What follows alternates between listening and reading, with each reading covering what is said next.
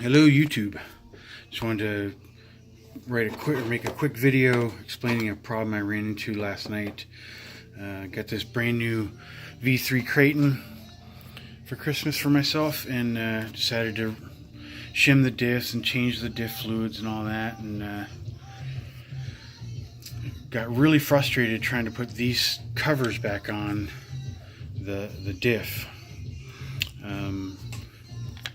What happens is, you can just stick it straight on, and you go and you try and get it to line up and get into and seat inside it and everything. You see that gap right there. That gap should not be there. No matter what I try to get one side or both to sit in and get a couple screws threaded, but couldn't get the whole thing to sit down. It took me, I swear, I don't know, an hour and a half to do the rear, just to get the rear diff cover on last night. And then when I moved to the front, I tried something and it slid on, and I was done in, like, I don't know, 2 minutes. So I figured I'd share. If you notice, in the housing are those two grooves there and there, and then in the cover there's corresponding grooves on the cover.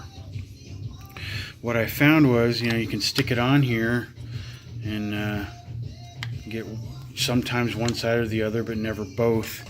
So what I found is, I'm going to see if I can get this to work.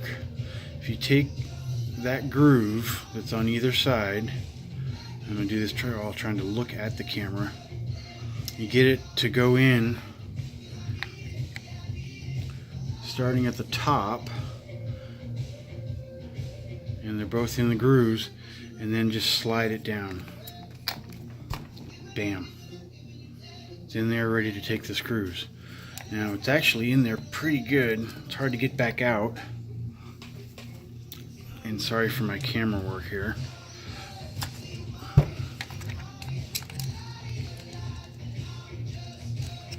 Let's get it back off.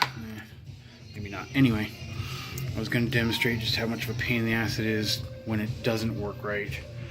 But put your 4 screws back in. I have the sway bar off as well, just because I had it all put back together. Wanted to take it apart and do this real quick to show.